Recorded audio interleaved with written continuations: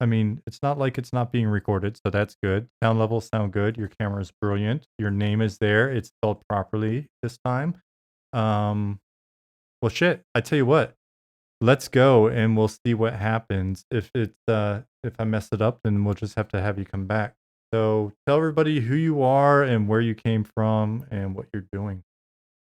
Yeah. So my name's Jake Sones. I worked at SOE for a total of, I think, 8 years across a couple of different stints. I should actually check my resume because I'm so bad with time and dates and stuff. But yeah, I was going to go through the whole history of my time at SOE. But outside of SOE, I worked at a couple other companies, notably Insomniac and Blizzard.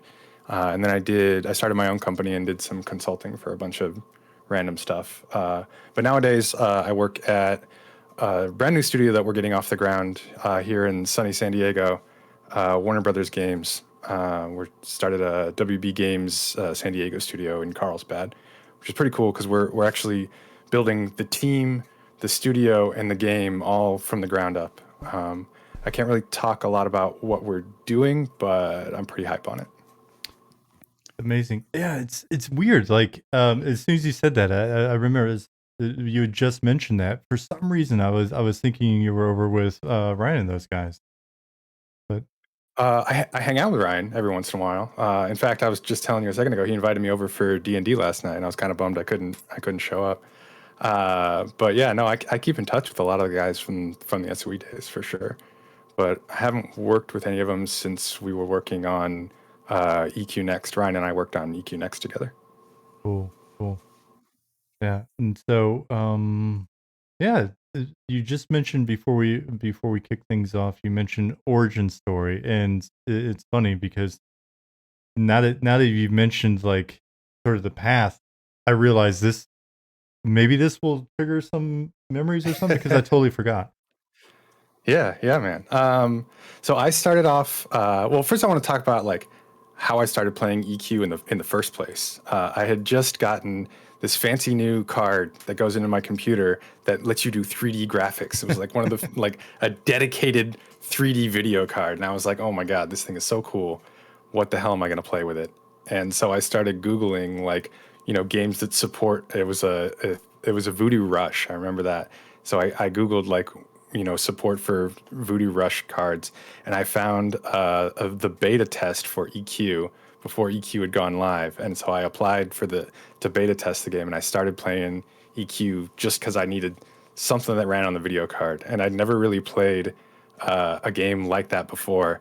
And as soon as I got in, I was hooked, man. It blew my mind. But I was just like, "What is this?" but I mean, you were playing other RPGs and stuff, or I mean, I had played other RPGs, but I'd never played a MUD before. I Mhm. didn't get into Ultima Online. Like I wasn't like a big like online gamer. I played like FPSs and stuff like that. But like and I played RPGs like first person RPGs. Like I was really into like Lands of Lore like way back in the day, or like some of the later Ultima games. But I never got into Ultima Online. But yeah, so that's how I started playing EQ, and I had just played EQ through beta, and then through launch, and then I was playing so much EQ and having so much fun with it that I applied to the guide program, Mm. and I had heard about the guide program, and I put in the application. I didn't hear anything back. I didn't hear anything back. It's like that's weird. Let me see if there's like some other place that I should contact them. So I like find SOE's website, and then I'm like, wait a minute, these guys are in San Diego, less than 5 miles from where I currently live, like, and they're hiring customer service, so I could get hired to be a guide and get paid for it. That sounds like a way better idea. So Yeah. I applied for a customer service job, and I got a job as a GM. And the day I got the job, I heard back from the guide program, and they were like, "Hey, we want to talk to you about being a guide." And I'm like, "Screw that noise! I got a real job. I'm gonna get paid to do this." So that's how I started working at SOE, which was super crazy because at the time, I knew I wanted to work in game development. I'd known that for a long time, and I had just graduated high school, and I was going to community college at Miramar, and I didn't actually even have a car at the time. I didn't drive. I rollerbladed to my interview, and I skated to work for quite some time after I got the job. I was living with my parents at home. I was 18 years old, like fresh out of high school, I heard and that. it I was, remember this part of the story. Yeah. oh yeah. Yeah. I don't know where it came up, but as soon as you said rollerbladed in, I was like, I Yeah, man. forgot how young you were. I was like a baby, man. I skated to work, and I'd like take my skates off and like walk through the GM pit with my skates and set them down underneath my desk. And yeah, that's how I actually ended up. Do you remember Norm Perez? Mm, He was a GM for a minute. He was a friend of mine from high school, and I got him a job so he could give me a ride into work. I was like, dude, we were playing EQ together. And I'm like, you need a job. You need to do something. And I, put in a good word, and he got hired. And then Norm started giving me rides to work, and that was way better than rollerblading in every morning. that's amazing. I actually talked to Norm a good bit at the beginning of last year because when everything popped off with COVID, I was like, I'm one of these just conspiracy theorist weirdos. So, I ahead of the curve on some of this stuff. And as soon as I saw like 4 cases in China, I was watching it, right? And then as soon as it was like as soon as something came up about California, I immediately like hit Uh-huh. him up on Instagram, right? Because I knew he's a paramedic out there. And so we just Yeah. started chatting as it was popping up. It's like, all right, I'm gonna see the end of the world through Norm's eyes, I guess. So Well, Norm saw it coming and recently bailed out. He's no longer an EMT. He just could not deal with all the pressure of COVID and doing that. So he has a new job that he loves. He's working IT at the same HVAC company that his wife has worked at for like 13 years or something. that's So amazing. that that story's in a super happy place right now, which Badass. is great. Yeah, it was a topic when we Uh, spoke last year. So yeah, dude. So 18 nice. years old, getting a job Yep. just straight off. Like, so you said something though. You said you knew you wanted to make game. Yeah. How? So I mean, I taught myself how to program, like in QBasic back in the day, and I was going to school with the idea that I was going to get a computer science degree.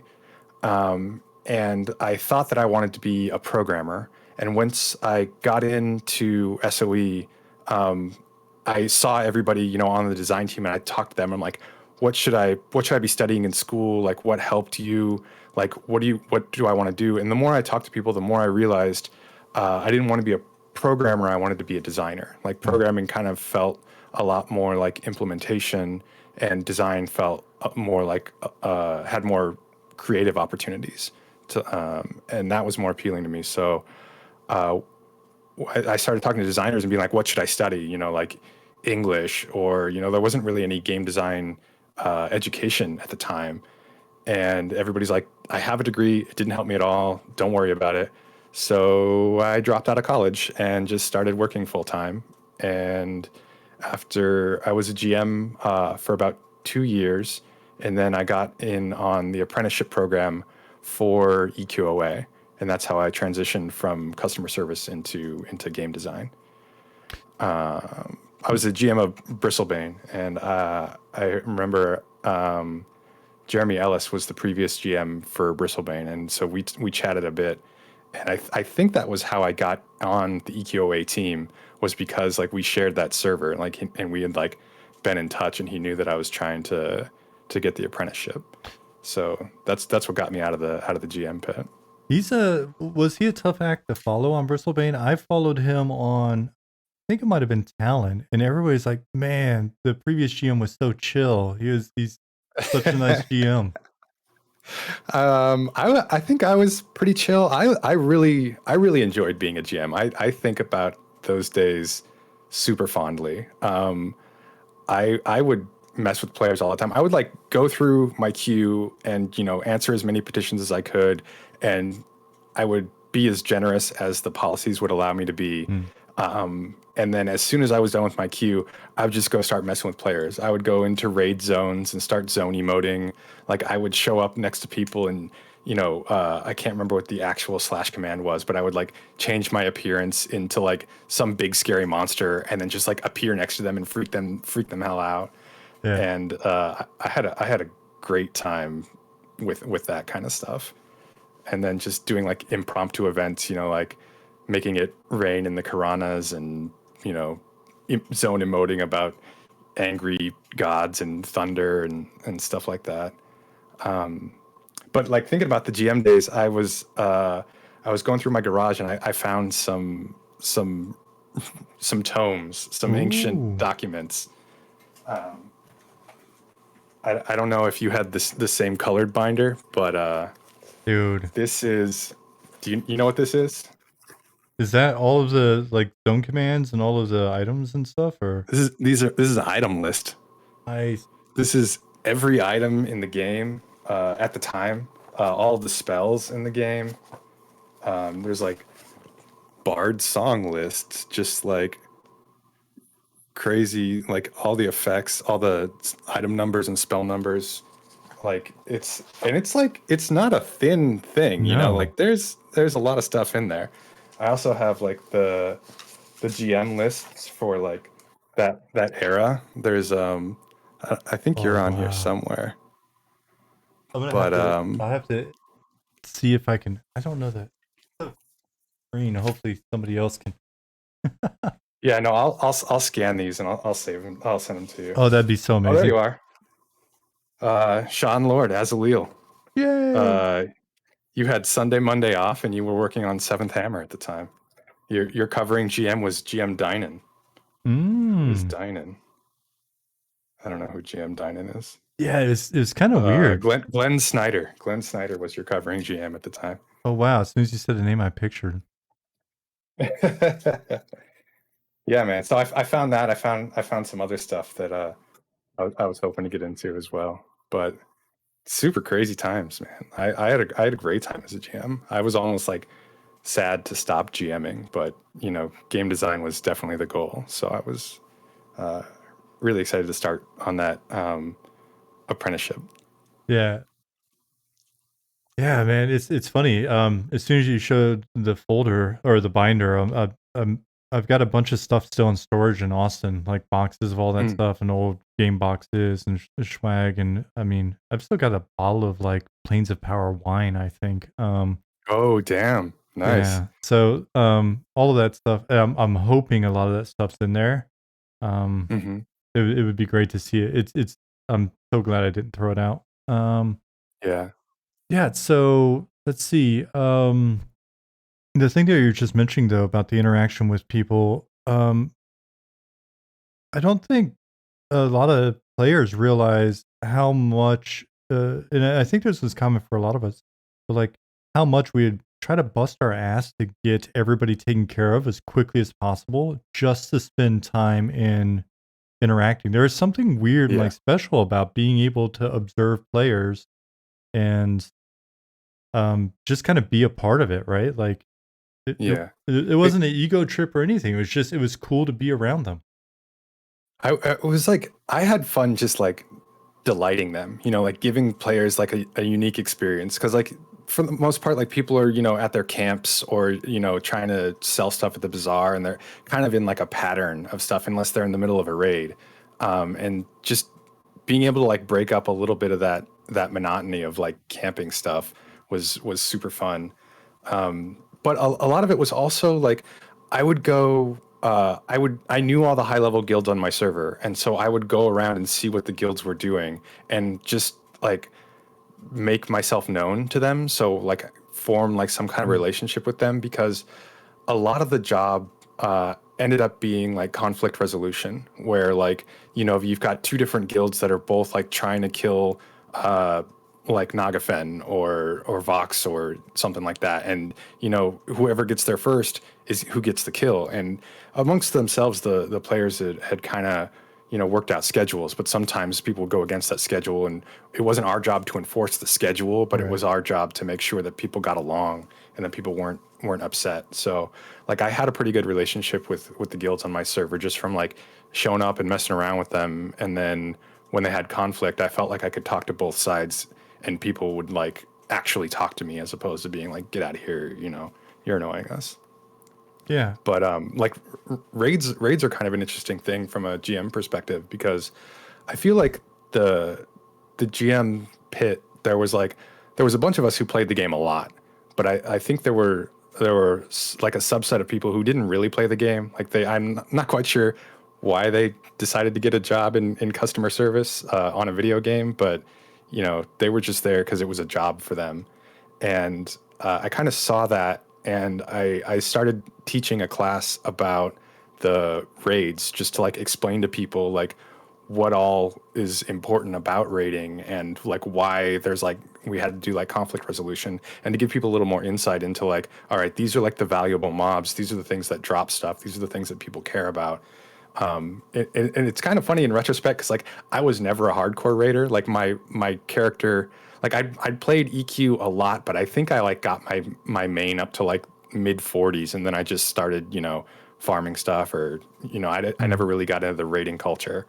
But like being able to like tell people who don't know, who actually knew very little about EverQuest, like how everything came together, was like kind of a fun experience. Yeah, um it's interesting because I really, I was in a really tiny sort of role play mom and pop kind of guild when I started at the company. But then when I became sort of the apprentice to Steve Burke's apprentice, like I wasn't officially apprentice, but I was able to help with stuff. Jeremy like showed me a DB, and essentially I started, like it was inevitable that I'd be an apprentice. Um, Steve was like, "You have to raid. If you're going to get Yeah. on the team, you need to start raiding." And so I was GM on Seventh Hammer.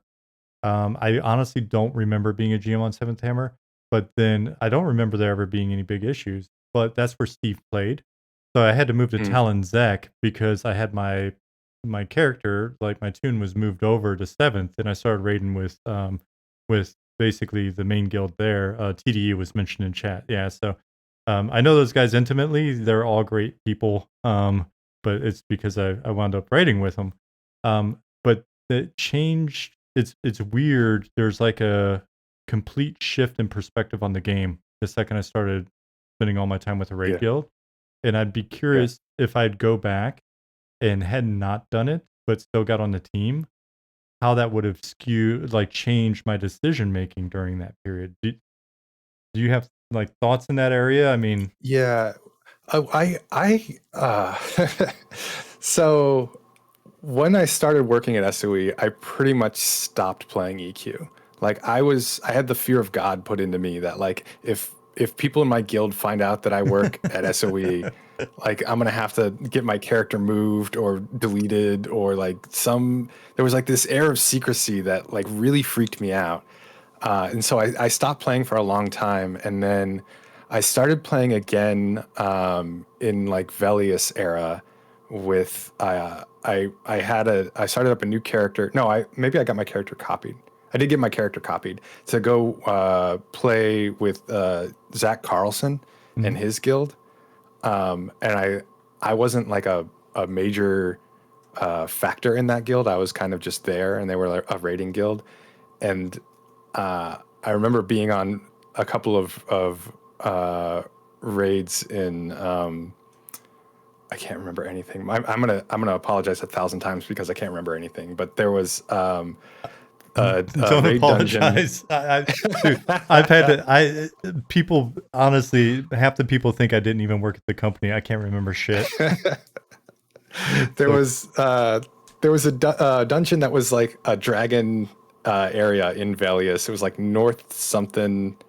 Anyway, we Simplification. were. It wasn't Vishan, but it was. I can't remember. The point of the story is that like I joined in on this raid, and like I saw people like doing like feign death pulls through walls and stuff that like as a GM I'm like, this is definitely an exploit. Like this is a thing that we're not supposed to be doing. Sky Shrine, my Sky Shrine sounds super familiar. Thanks, Obsidian.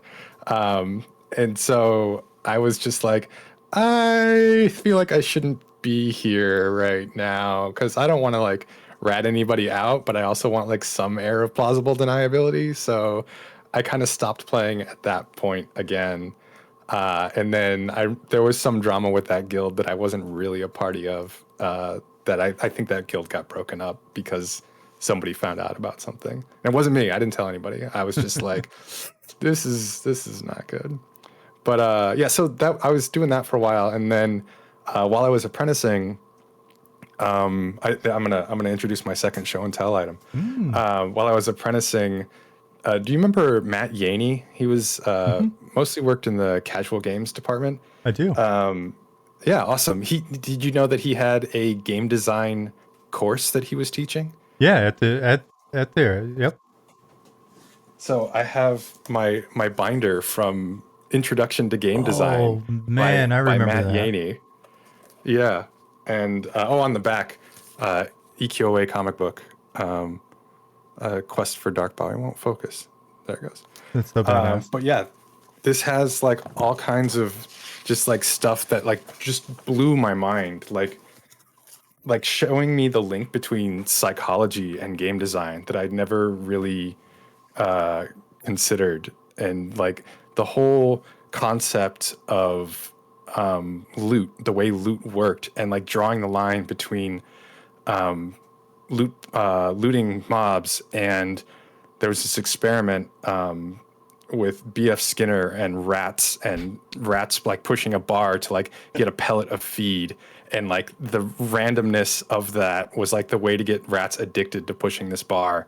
And like that whole connection just like clicked, and I'm like, this is evil. We're like messing with like people's like psyches. Like I hadn't really considered it like that, and then as soon as I did, I'm like, I love it, but I'm like so afraid of it. Like I'm like, I don't want to like abuse people, but like the idea that like there's all of these studies that you can like look at to like think about how people think, and like use the way people think to influence how you make games was like an eye-opening experience. And from that point in, I was like, I love this. I love this idea. And so then I was like, I'm a game designer. There's nothing else I could ever possibly do. Yeah, monster flavored Skinner boxes. It's Yes, yep. It it's a thing, man. I mean, and at the time there was like, I remember addicted was a bad word. You could yeah, we never couldn't say say that. it. You could not say that your game was addictive, because you could draw lines that that did exist, and I had no idea before that. It was super great, man. Well, So yeah, while I was apprenticing, I was tasked with doing all of the grunt work on EQOA, and that was mostly naming trash loot, because there was so much trash loot in that game. It was myself and Derek Morrell. We came online at the same time, and it was like, so every level of like skeletons, for example, has like multiple qualities of trash loot that they can drop. And so let's say like a level 5 skeleton has 3 different versions of a trash loot item. And you have skeletons from, level 1 all the way to max level, all the way to level, I think it was 60 at the time. mm, And so every 5 levels you had to have a different unique item. So just skeletons, just trash loot, there was 180 different items of trash loot, 3 times 60. did you And so guys?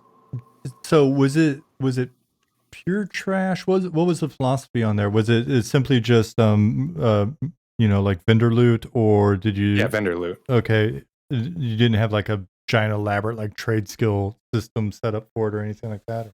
No, trade skills were supposed to come online with the expansion that never happened, with the underfoot. I think. I honestly, it's been so long, I can't even really remember. And also, my part on that team was super super junior. Like I didn't really have any insight into the grand machinations of Yeah. how everything came to be. But yeah, man, that first, I want to say, year, I just lived on thesaurus.com trying to come up with different ways to say chipped, shattered, cracked, whatever bone chips. Like Oh I my remember, god.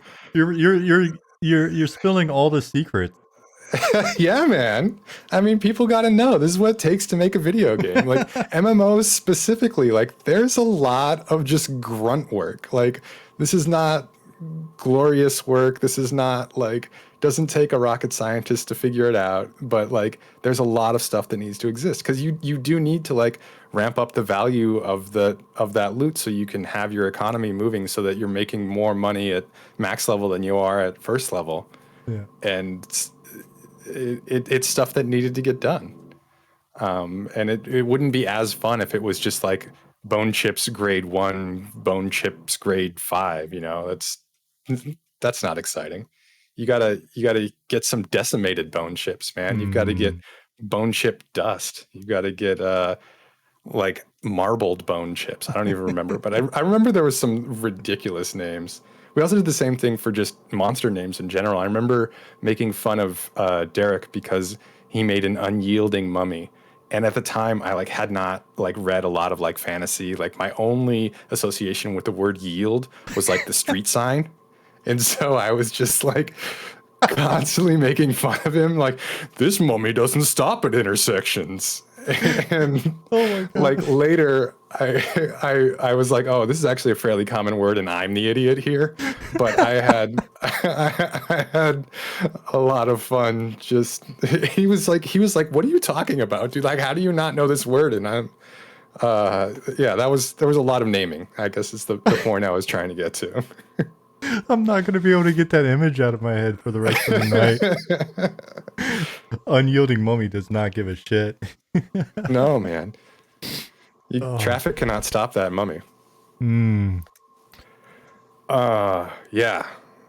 So those were my EQOA days. The I think on EQOA, I don't really think I did a few quests. I remember one of the things that we did with quests in EQOA that was different from EQ is that we had progressive quests. So for your class, and it was class and race specific. So Mm. like I remember doing the dark elf necromancer quests, and I remember like you would come back to the same guy like every 5 levels or something. And I remember I had this quest that I thought was hilarious where the guy was asking you to go like gather all these parts of like different bugs and crabs and stuff like that. And at the end of this chain, this guy basically took all of the pieces that you'd collected and like Frankenstein some giant insect together. And I mean, all it was like we had cockroaches in EQOA, and it was a cockroach that was scaled up like 15 times, like some ridiculously large cockroach. But the guy's like, I've done it. Rise, rise, my child. And the cockroach shows up and kills the guy, and then immediately aggroes on you. And I was like, this is hilarious. And I don't think anybody really. I think everybody's just like mashing through all the text. They're just like, you do this, you turn in the thing, the cockroach shows up, you kill the cockroach.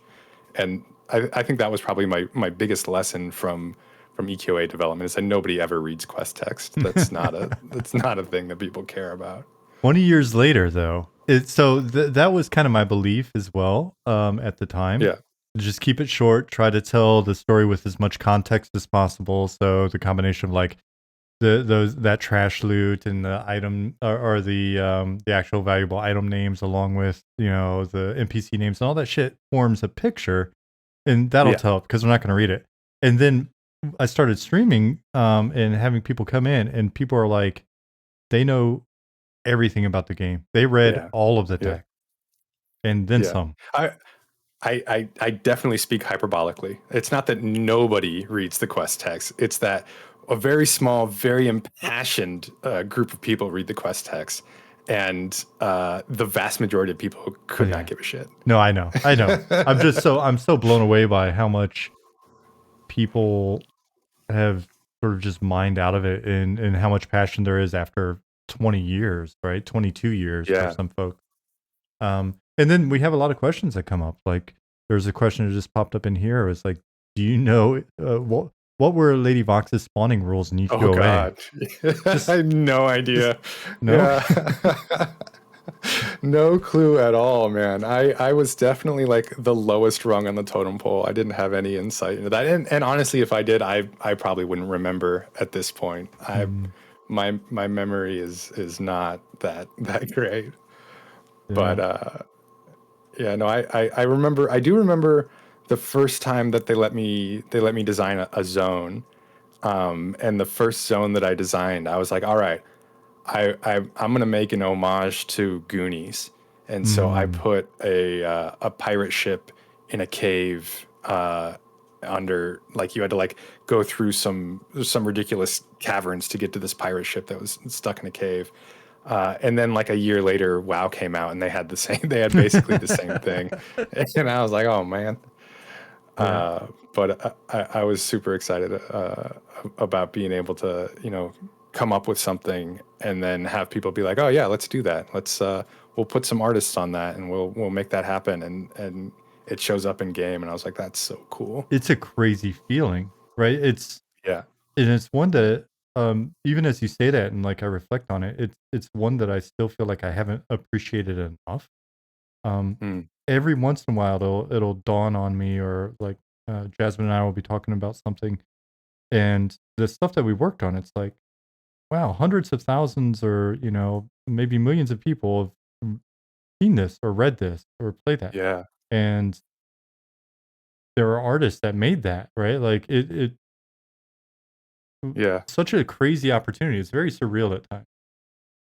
It's a trip, and it's funny because like, oh man, we skipped over a lot of stuff that I really enjoyed, which was fanfares. Like Mm, that was the time where you actually got to like talk to people who knew what it was that you spent your whole day doing. Like those people were super excited. These are the people that like traveled to go meet their guild mates and like go see the people that worked on the game that they loved. And I loved fanfares. I went to every fanfare that I possibly could. mhm. And it's funny, I traveled a lot, but I didn't see a lot. Like I remember someone asked me if I've ever been to Baltimore recently, and I'm like, I've been to a hotel near the airport in Baltimore where I Yeah. stayed for 3 days, never left the building once, and then got back on a plane and went home. And it was great. I loved it. But Mm. no, I haven't really been to Baltimore. Yeah. Yeah, I mean, it took us to a number of cool places like Baltimore, Seattle, Chicago, um, Hmm. or I Vegas went a to one couple in times. Minneapolis. I did not. The only reason I remember Minneapolis was because I was like, all right, I'm actually going to see Minneapolis. I'm not going to do what I did in Baltimore. I'm going to go out and check out the city. And I went out. We were in downtown Minneapolis. I remember it had like all these beautiful brick buildings. It was awesome. And everywhere I went, they were all closed, and they all had the same handwritten sign in the windows, closed for Prince concert.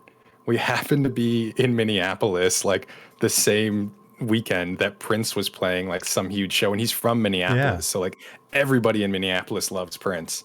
And so the only I remember like almost everywhere I went was closed. Then I went to this music store or music store, and I bought like a compilation CD of like local like ska punk, and I still have that CD today. But that was it was cool to like see the country like that and like see stuff, and like I didn't pick where we were going, somebody else picked that, but I was like, sure, I'll go random city, check stuff out, meet some EQ players. Yeah, it was a really fun opportunity because it's my favorite kind of thing, when it comes to travel, which is like you just said, I didn't have to pick it. I didn't have to Yeah. book the hotel room. All I had to do is like show up at the airport and arrive somewhere, get to the hotel, and usually grab a beer, and those are Yeah. my favorite things. So, And lucky for us, usually not pay for that beer. There were plenty of people who were excited to buy us alcohol and invite us to their room parties, and it was ooh, uh, unfortunately, yeah. it was I had a great time. I loved those conversations. You look like you're getting heartburn just thinking about I don't know, maybe some ectoplasm. Were you Yeah. ever? Speaking of Baltimore, actually Yeah. Baltimore, that was a rough one. I'll tell you the story off camera. The yeah,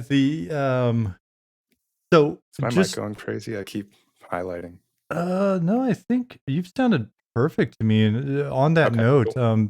folks are asking some really, really good questions in chat, and sorry to miss Oh, them. cool. Jake is a wonderful storyteller and very fluid. So I tell you what, we're gonna go with the flow here, and then we're gonna hit them up more towards the end. So, But yeah, New Orleans Fan Fair. Did you go to that one? I missed that one. I heard stories about that one though. There Because it was was, on Halloween in New Orleans. It was such a crazy yeah. opportunity. I don't remember why I didn't make it to that one. I might have actually already left SOE at that point, but I'm pretty good friends with Harvey Burgess. Actually, I just saw him on Saturday, and I remember he was telling me that a lot of some drinking got out of control in that one. There were a lot of hurricanes passed around. It sounded like a a good time, and I was really sad to have missed it. Yeah, I think I missed most of it. I wound up just buying a Halloween costume and then spending the rest of the night on Bourbon Street. Uh, I mean, that sounds like a pretty good way to do it, honestly. My brother's birthday's on Halloween, and he's been to New Orleans for his birthday, and he was like, that was my favorite place to do Halloween was New Orleans. This is all pre Katrina though, so I yeah, imagine things are probably back to normal at this point. I would hope so. Yeah, so You know, ignoring the whole pandemic thing. yeah, well, that's right. Nothing's normal. So EQOA. When did Yeah. you come in on that process? I meant to ask earlier. Like, how far along were they when you came in? So when I came in, I want to say there was like the game was up and running for sure. The tools were up and running. There were zones. I don't think all of the zones existed. I can't really remember exactly the state of it, but I remember everybody who was onboarding me was like, "You don't know how good you've got it, kid. Like we have actual design tools. You don't have to be like doing stuff in a database. You don't have to like, you know, be making all these crazy invisible men shouting all over the place. Like we actually like we did this the right way, and things work how they're supposed to over here." And so I know that I have not felt the pain that you and many of the other EQ designers have felt. Um, but yeah, the game was pretty much up and running when by the time I got there. I gotta say, over the years, I was always sort of comparing whatever I was working on to those simple, crude, duct tape and chicken wire tools. And Yeah. over the years, I actually grew to appreciate the simplicity and power more. So I don't know, man. But yeah, it was definitely some hacky shit. I mean, don't get me wrong. I got into some hacky shit later on. There's all kinds of stuff where it's like, you give me enough rope, I will figure out how to make myself a hammock and hang myself at the same time. It's going to be great. So did you essentially that's the formative years of your game design career, which is, looking at the stuff that you've worked on since then, Hmm. you know, you've Oh got a dang, we've been nice, going for almost an hour already. yeah, it goes by fast. You've got a Yeah. nice, track record there. So how much of that like early work sort of played into the rest of your career, and what was the flow from EQOA to the next? Yeah. So from EQOA, after wrapping Frontiers, which was the expansion to EQOA, um, Ben Bell was producing a game that was being developed in Seattle, and they could not find a designer, and so they asked everybody on the EQOA team, like, "Hey, does anybody want to move up to Seattle for 6 months, live out of a hotel, and help us like wrap up this game?" And I was like, I was super young at the time. I had to be like 20, maybe, maybe even 19. Um, and I was like, yeah, that sounds cool. I'll get some experience doing something else, seeing another team. And so it was myself and Rob. What is Rob Rob's Hill. last? Rob Hill, yes. Yeah. Hollywood Rob. So myself and Rob flew up to Seattle, lived out of a long stay hotel, and had one rental car between us because I was too young to drive a rental car. And so this is like the personal side of this story. Like the only place I could go was where Rob wanted to go because the hotel was in the middle of nowhere. And the only place Rob wanted to go was the office. So we lived at the office. The entire time I was there, we went to the Space Needle once and we went to a Mariners game once. And that was it. Aside from that, it was office, hotel, office, hotel. And that was rough. And by the end of that, I was like, all right, I'm still an associate designer. And the kind of the it wasn't like a rule, but it seemed like once you ship a title, you got promoted from associate to like regular game designer. And so after coming back from Champions, I was like, all right, I think I'm ready. I want that regular game design title. Hmm. And they were like, no, not yet. I think you got to do some other stuff first. So I mean, we could talk about Champions a little bit more if you want, but I I would kind of love to. I mean, if you blew through if you that. if you're Yeah, on a yeah. flow there with regards to sort of the promotion stuff like that, No, then definitely round it out. that'll But be an ongoing theme, bro. We'll come back to that. okay, well, especially at that company. Yeah. Yeah. So Champions was a huge. It was vastly different from EQOA. While they were both on the PS2, which holy crap, it still blows my mind that we had an MMO working on a PS2 Yeah. because oh yeah, oh my god, there's like 9 other stories that I want to tell right now, and I'm like keeping an eye on the clock, but like the thing about EQOA, one of the reasons that I don't think the game was as popular as it could have been was because on the PS2 there was no network adapter. Like Mm. there was no way for people to get online. They had to go out and buy a separate thing that screwed into the back of their PS2 and allowed them to plug in a network cable or a phone line, Mm. and either like dial up to like play the game or use their network connection. And the big thing, the difference between EQOA and Final Fantasy XI is that Final Fantasy XI also required the hard drive. So we were like, we only want to require one thing. We feel like that'll get us a bigger Right. audience, and we'll have a deeper market penetration if we only require the network adapter. The crazy thing is that meant that the only thing we had to patch to was the memory card, and it was an 8 meg memory card, and Sony was like, you can't take over the whole memory card. The maximum we'll allow you to do is half of it. So we had to patch to 4 megs on the memory card, and we had some freaking wizards on that team, man. We had like Vince Herron is a rock star. Yeah, That he's guy was like, crazy. it blows my mind, man. He was like, what we're gonna do is we're gonna have the executable for the game run off of the memory card, and so anytime we need to patch the executable, we'll patch it to the memory card. That I mean, obviously that means that you can't add new assets. Like there's no space on the memory card for new assets, but it like really limited what we could do even outside of that. So it's crazy to me how long EQOA kept running and how they kept adding more content to it without adding more assets to it. Like I remember one of the crazy late EQOA things that they did was they introduced lycanthropy because we had a werewolf model, and they were like, well, let's just swap player models for werewolf models. We don't need Mm. new assets. And I was like, oh, that's a genius way to like get around your lack of new your lack of new assets, and like Yeah. keep doing stuff that's like mostly server side interactions, like swapping back and forth between them. Anyway, we were talking about EQOA and the difference. We were talking about Champions and the difference from EQOA. So they were both on PS2. The big thing was EQOA was still kind of like a mud in a sense, where like all of the combat was really just, text going through and then playing an animation to associate with the combat.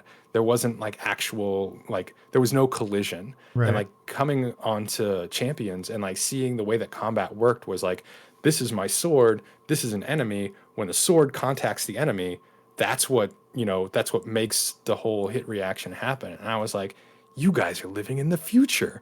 How can you possibly calculate this? This is ridiculous. And so that was a big eye-opening experience for me, where I was like, oh man, I've been in this MMO world and not really understanding like how like action games worked. Right. like all the different things you can do with action games. And so the big things that I learned there was firstly that, but secondly, how different it is working on a team of 20 people as opposed to working on a team of 120 people. Like everybody at that studio, this was Snowblind, the studio in they were in Bellevue, Washington. I didn't realize the team Everybody was at that that big. studio pulled double dip.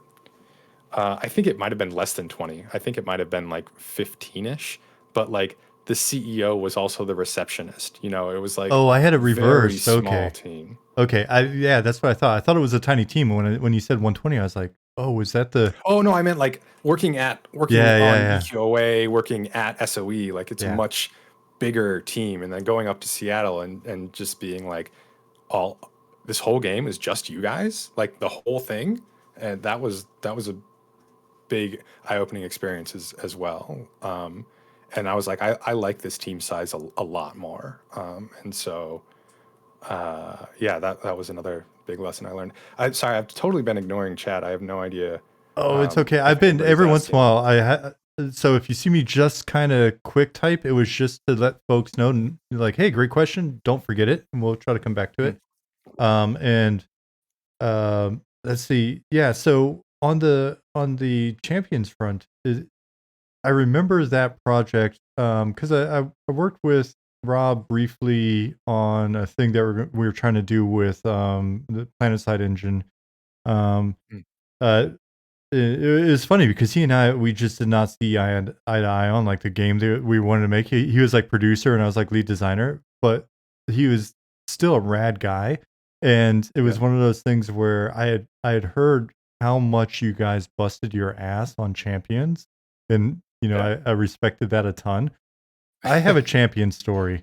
Um, so my wife, she was never really a gamer. She played, well, not fair. She played like Silent Hill and shit like that, and Hmm. like um and so that's all I knew about her gaming experience. And I would tell her about EverQuest and stuff, and she's kind of like, "Oh, okay, yeah, that's fine," like whatever. Yeah, the normal thing that somebody that never played EQs probably thinks. Anyway, so Yeah. we go to we would regularly check out the art museum in Hamburg, Hmm. and that's where we met. And so we go there for like a game exhibition that they have, like the history of video games and all this stuff. And so they have this one area of the museum that's all playable, like all these consoles set up or whatever. And we're walking through Hmm. looking at all these different games. And at some point she looks and she goes, "Oh, I played that one." And I turn and look, and it's Champions of Norrath. Shut And up. no, and I was like, this is Norrath. This is the world that I've lived in all these years. This is the place that I know better than San Diego. I never went to the beach, but I went to Oasis plenty of times. Like it's like all this shit. So it's just like this is it. I was so excited, right? And then she told me like how much they would just play it, like because they're always playing together, and it's just like they played the shit out of it. And That's so so cool, many man. people have come in and talked about like loving that game over the years. So yeah. That's crazy. Yeah, that I mean, so on the first one again, like I was still like low man on the totem pole. Like I was basically like just doing the grunt work again. You know, somebody else is handling all the designs, but they're like, "Oh, we've got like this cinematic and we need somebody to like drop down like spline points for the camera to move in to like look at people while they say these dialogue lines that have already been recorded and stuff." So it was like a lot of stuff like that, but there was like a lot of work to do. Like we were at the office till like I don't know 10, 11 at night every night the entire time, every Yeah. day, Saturday, Sunday, whatever. The crazy thing to me was I'd never been that far north before. So I remember like looking outside and being like, it can't be that late. The sun's still up. And then it's like 9:30 and I'm like, oh, what's going on here? Seattle's a crazy place. Yeah, so Um, that's an interesting question. Going all the way back, had you traveled much or been out of California much before no, you joined the industry? no, not really at all. I mean, I was because I started like right after high school, and my family just never traveled while we were like we didn't really have like a lot of like funds to do a vacation, Yeah, yeah. so that wasn't really a thing that happened. I remember Oh, here's a here's a story about you. I remember meeting you and being like blown away, like how many different lives you had led before you started at SOE. Like I was like, yeah, I remember like you like casually drop, oh yeah, I was in the military and I was like a guard at the tomb of the unknown soldier, and I'm like, what? What are you talking about? Here's this kid, like I rollerbladed from my parents' house, and you're like, oh yeah, I did that. And then a week later, you'd be like, oh yeah, I used to own like a skate park in Alabama. And I'm like, what are you talking about? How have you done these things? Like, To clarify, my unit was in charge of the tomb. I was not a tomb guard. I regret not being more disciplined and actually spending time doing that. But yeah, I did definitely do a number of ceremonies there. And dude, my dad was in the army. mhm, And so while we didn't really have the funds to do much vacationing either, when your dad's kind of a biker type person and gets to travel the world for his job, you get to meet yeah. all sorts of interesting people and get into some weird shit from like birth on. And so I think it's weird because I've told those stories over the years and people are like, I think they just think I'm a bullshit artist. I'm like, no, not even that creative. It's just, I'm just telling you what happened.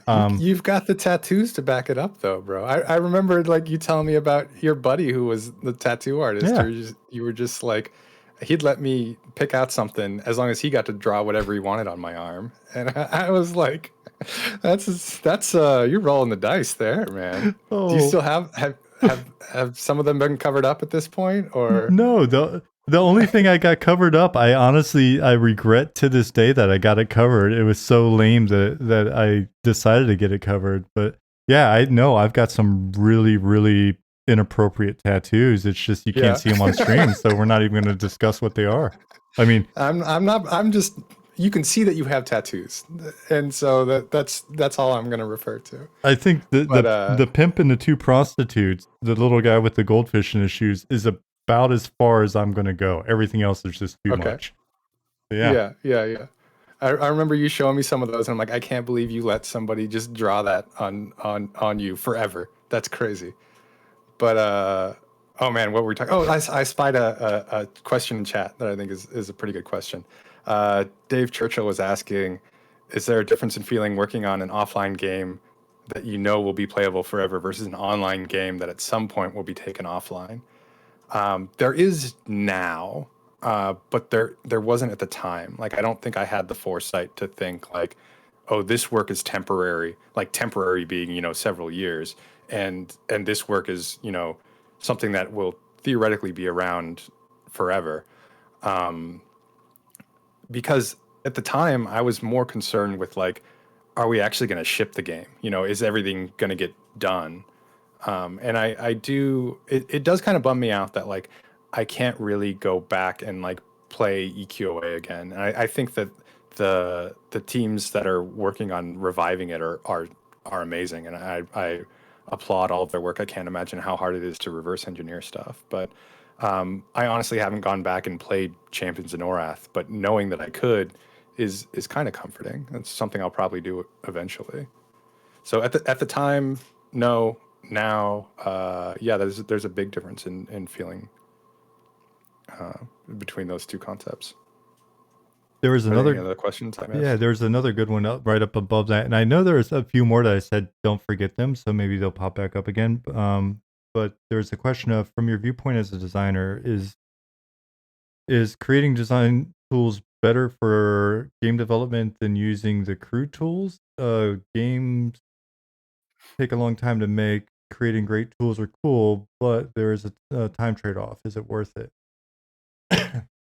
Um, I'm gonna say almost always it's worth it. I think like having good tools doesn't just help you produce stuff, it helps you debug stuff, it helps you keep everything organized, it helps people find like, oh, I need to change this thing, how do I do it? If you have a tool uh that is used to do that specific thing, it's really easy to figure it out, as opposed to like, I don't know, here's the code, figure it out. Right.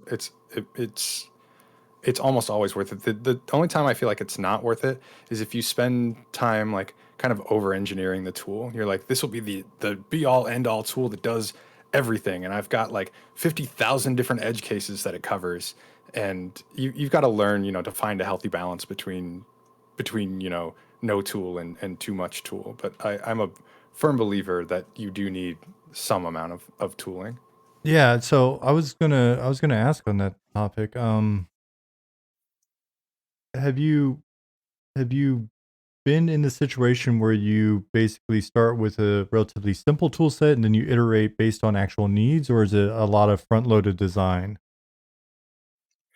Um, I mean, there should be a design to start out with, but I've definitely worked on teams where that was a big thing. I'm like, should we skip ahead to the story that I'm thinking about, or should I fill in the blanks between this and that story? How are we doing on time? We're about an hour 15 in. So, Um, yeah, we're well, according to this, yeah, hour 7 on stream, oh, hour and right. 15 us talking, and at the end of the day, ultimately, we're on your timeline. I know you said you have a meeting coming up, so just keep an eye on that. Otherwise, don't worry about me. Cool. Yeah, let's put a pin in the tool talk, Yeah. and I'll come back to it when we get chronologically to the story that I want to tell. But that's a good indicator about uh, moving forward. So we were talking about Champions, and I came back from working on Champions, came back from Seattle, and I was like, all right, give me that promotion. And folks were like, I don't think you're ready. I think you should spend some more time on something here. So why don't we put you on EQ2? So I was on EQ2 for about 6 months. I worked under Chris Ko, and I didn't realize how much Chris Ko and I butted heads until I had a meeting with HR quite unexpectedly, where they gave me a performance improvement plan and told me I was not operating at optimal levels. And I was like, "Oh man, that came out of nowhere. I did not expect to be told I that." was gonna ask if you saw that coming. Um, it, No, you not at just all. kind of got called in one day. Yep. Uh, yeah, yeah. So, D- yeah. Yeah, so that was kind of eye-opening. And so I at that How did point that I was make like, you all right, feel? this uh frustrated that I didn't know that this was a problem. Um but I was glad that the performance improvement plan was like, here's a list of stuff that needs to get done, because I was like, if you would have given me this list in the first place, this stuff would be done. And so that was it was real interesting management technique. But yeah, so I was working on um, the newbie island, and I was working on uh, base population for I want to say right outside Freeport. I can't even remember exactly what it was, but I was doing some noob stuff. And this was early days in EQ. This was pre-launch. This was back when, oh, who was running that team? I heard his name the other day, and I forgot it. But oh man, I lost my train of thought. So, why So do you have a different one? Because it's funny. The comment in chat: good managers would have given you that list before. Chris, that's true. Chris and I worked together for 5 years in Austin. Mm, Your experience was not unique. I think it was just an approach. interesting. It was just an approach. Yeah. We can talk about it in Discord or something, Sure, because sure, sure, sure, sure. it's not that Oh, kind of now I remember stream. where I was going. But I will Right. say Yeah, yeah. there's a very short list of people I'll never ever work with again. Fair. Same. So I do remember. So I'm not going to claim that I'm you know this is I'm completely innocent here, because I have been known to rock the boat a bit. On EQOA, I was not happy with our character art, and I was trying to rock the boat and get that changed. That didn't really happen. On EQ2, I was playing WoW, and I was like, you guys, this World of Warcraft game, they're doing some different stuff, and I think they're doing it the right way. And I think we should make some design changes. And people are like, no, no, no, that's not the game we're making. We're making this game for this audience. And I'm like, okay, we're making this game for this audience.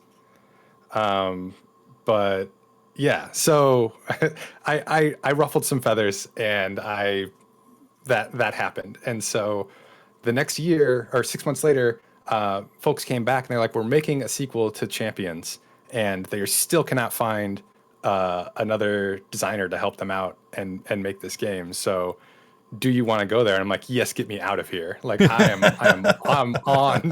on board. Let's do it. And so I was like, all right, I have two stipulations. One, I really want that promotion that you guys promised me that I didn't get. Two, I want to take my own car because I had three conditions. Two, I want to take my own car because I was still too young to rent a car. And Mm. so I wanted to drive my own car out there. And three, I wanted to be put up in a furnished apartment instead of a hotel, because I like living in a hotel is like super, super depressing for, it was going to be 7 months this stint. And so they're like, yeah, no problem. Done, done, and done. We will take care of you. So I went back up to Bellevue, and I actually like saw the town, like went out on dates and like socialized outside of the Mm. office, and it was amazing. Was it But yeah, intimidating? You're a young dude, and you're driving up there, and like, oddly, I think going up there with your car would be even more intimidating. Like having that freedom would make it even more intimidating than just being stuffed in a hotel somewhere. No, I mean, so part of that driving my own car, like the logistics of it, were I was like, can you pay for a one-way flight for somebody so I can drive up there with someone and like fly them back? And they were like, yeah, we can do that, but it has to be an employee. I'm like, cool. Can I take Derek with me? Derek Morel and I were Yeah. like pretty good friends at the time, and I convinced him to come up to Seattle with me because they were like one of the only places in the country at the time, this is like 2002-ish, where you get vegan donuts. And I was like, Derek, if you drive to Seattle with me, we will get you some vegan donuts. And that's all it took. Derek, we went up there, we went to the donut shop, and he bought like 3 boxes of like dozen donuts and like carried them on the plane on the way home. He was got home and froze them immediately, and I think those donuts lasted him a little while. But that was how I convinced him to do that. But yeah, no, it was kind of intimidating. Like the drive, I remember like driving across the California Oregon border, and we're like up in the mountains, and I'm in like my little VW Golf, and there's like snowing so bad I can't see more than like 5 feet in front of me. So I found like a semi truck, and Mhm. I could see his tail lights, and I'm like, as long as those tail lights are level, we're good. Like if they start to go like this, I'm pumping the brakes. That's my plan. Yeah. So it was a little intimidating, but I got through it. Yeah, I guess I was picturing just in the city, but yeah, because when I first went to Washington D.C., like when I drove up there, that was my unit. Got up there, and I was just like, "Oh shit, this is for real. This is not driving in Alabama anymore." Yeah, yeah. I remember the other revelation I had was getting into the Pacific Northwest, and just seeing how many trees there were there. Because I Mm. grew up in Southern California, where like the normal color is brown. Like everything around here is dirt, sand, dusty, hot sun. Not a lot of foliage or vegetation. And I remember getting up there and seeing how many trees they had. I'm like, these dudes spend a ton on highway beautification. Somebody came out here and planted so many trees. And then like halfway through this thought, I'm like, I am such an idiot. Like, why why did I think that that's how those trees got there? I just Oh, come from a land of no trees. yeah. But yeah, it was different. Definitely not the same as I was used to. But I mean, I had been there, the year before, and I kind of a little bit gotten a lay of at least the area around the office. Like we were going to lunch and stuff, so it wasn't something completely foreign. but I was on my own for the first time there. Like there wasn't a producer that came up there and stayed with me, and that was I think that was like I learned from that experience that I could live on my own because I'd Mm. always had roommates or my parents before that. And so that was like, okay, I actually kind of like living on my own. So that was, personal learning experience for sure. Somebody asked, what are the specific kinds of things I did Yeah, I in was about the to. champs games? Yep. Yeah, so that was one of the things I did was the way that Champions of Norrath works is there's like a series of tiles, and the tiles get strung together to make the random layout of the dungeons. So I was creating a lot of those tiles and working on the systems that did the randomization of the tiles, so you could write different rule sets for different dungeons depending on whether you wanted like a sprawling dungeon with like lots of different branching paths, or like one long path that just winds all over the place. So I worked on those systems, as well as the character leveling up stuff. And I'm going to let you in on a little secret because I think we're outside the statute of limitations. Probably. But a lot of that design work was just looking at the Diablo 2, what do you call it, Brady Games book, where it's just like, here are the damage levels for all of these different spells. Here are how this progresses. This is what happens there. And a lot of the stuff was like, that'll work. Why do we need to reinvent the wheel? So that did not come from me. That started on high, and by the time I got there, I'm like, all right, I guess this is what we're doing because we don't have time to, come up with new systems and play test them and make sure they're good. It was like, this is tried, true, proven. Let's go with it. It was just very referential of. Yes, yeah, yeah, purely referential. Also, it wasn't me. I just saw it happening, and then I will say it wasn't. It was not word for word. It was not like these are exactly how things go. It was very much like this is a system that does work. And so let's look at that framework. Let's look at how these things progress. Let's look at the types of changes these numbers are getting. It wasn't like, oh, their fireball at level 1 is 5 damage. Our fireball at level 1 is 5 damage. It was very much like looking at a structure that that is functional. Yeah, no, definitely get it. Our Yeah. our fire cube is 4.5 damage. Yeah, I mean, honestly, we talk about that stuff a lot in here when we're just sort of looking at trying to deconstruct like why why EverQuest feels different than other games, or we're always talking about different games in there in here, and it's. I mean, there's so much history at this point to look back on, and so much great hindsight that it'd be silly not to really kind of go in and do deep dive analysis on a lot of those, and at a Yeah. minimum try to understand like, oh, so I know this feels a certain way, and it Yeah. especially I relative I to think that. Like, competitive research is a very important part of this job, like learning the lessons that you've seen other people go through.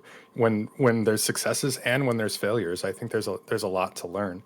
I saw an interview, I can't remember who it was with, but it was with a Japanese developer, and they asked them a similar question, and they were like, "No, no, no, no. We don't look at other people's games. We wouldn't ever do that. We do all of our work ourselves. Like otherwise, it like kind of gave the impression that that was viewed as cheating." And mm, I'm like, man, I'm not saying like copy everything or copy anything, but I think like if somebody else has already learned a lesson and you can, look at how they learned it or what they tried and what worked and what didn't, that's just knowledge that you're helping yourself with.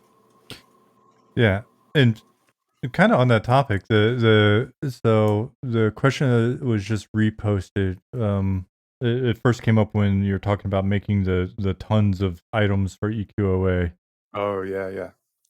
So Um, Yeah, how do I feel about games that don't use currency in the economy, but instead use usable items that are consumed organically in gameplay? Path of Exile comes to mind, where various scrolls are used for practical things like identifying items, rerolling stats, upgrades, etc. Useful at all levels, dropped at all levels, consumed at all levels, and used for bartering directly. Yeah, I think that is things like that are the right way to do it. I also think trash loot is honestly just an annoyance and a hindrance to everyone. Like the point of the trash loot is for you to take it, bring it to a NPC vendor, sell it, and get the coin. Just put the coin on the mob in the first place. Like, I mean, I feel like people get hung up like, well, a rat wouldn't have 3 gold coins in his belly or something. And I'm like, there's a certain point where you just gotta, suspend a little bit of disbelief and do some stuff for like quality of life for your players. Like the whole concept of like having players like go out into the field and kill stuff until their bags are full so they can come back into the city and sell stuff. Like I think there's like a story there that I think is interesting where it's like, you can see yourself like the day in the life of an adventurer. Like I go out and I harvest my mobs and I come home in the evening and I sell my wares. And I think that's interesting for a certain type of game, but I'm very much more a fan of quality of life.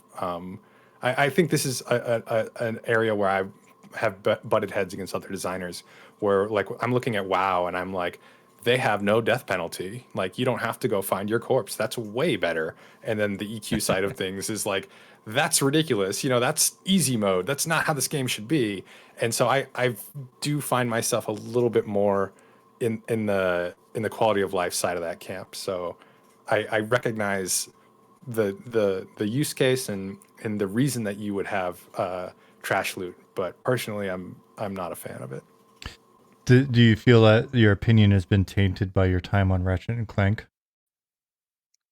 Uh, yeah, no, for sure. Like Ratchet and Clank, and then my further career after that. What a wonderful transition you've given me, my friend.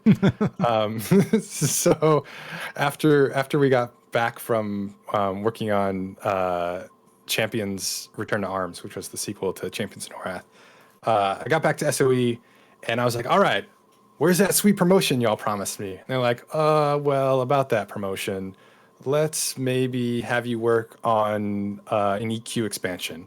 And then after you work on this EQ expansion, then we can talk about giving you that promotion. And I was like, okay, I'm done. I'm over it.